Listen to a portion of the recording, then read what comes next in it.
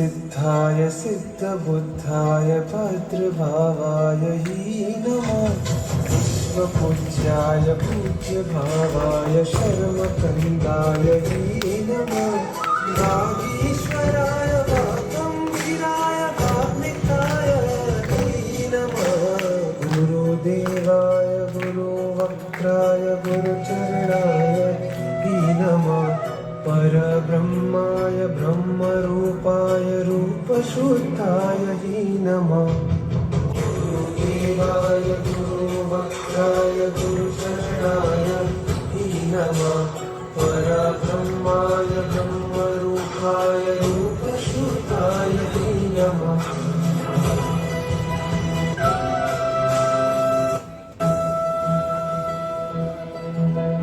गुरुध्यानाय गुरुस्पर्शाय ध्यानसिद्धात्मने गुरुशुभ्राय शुभरत्नाय रत्नत्रैकारिणे शुद्धपाराय शुद्धिसाराय शुद्धप्रदायिने गुरुगौरवाय मोक्षकन्दाय दिव्यते तेजोभानवे गुरुहेमा महासरिते गुरुध्यानाय नमः गुरुसाकार सिद्धाय गुरुपरमार्थदायिने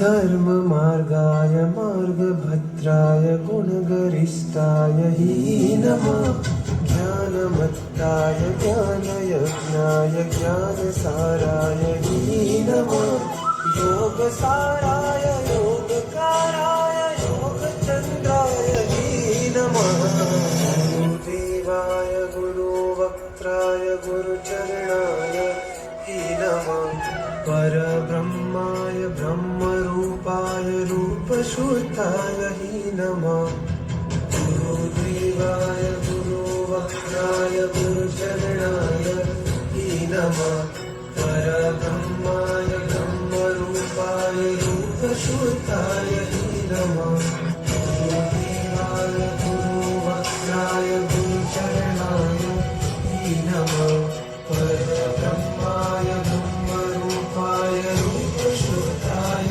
नमः. So that was a wonderful performance. Mohor, you're a Bharatnatyam dancer, right? So Bharatnatyam is a very difficult classical dance.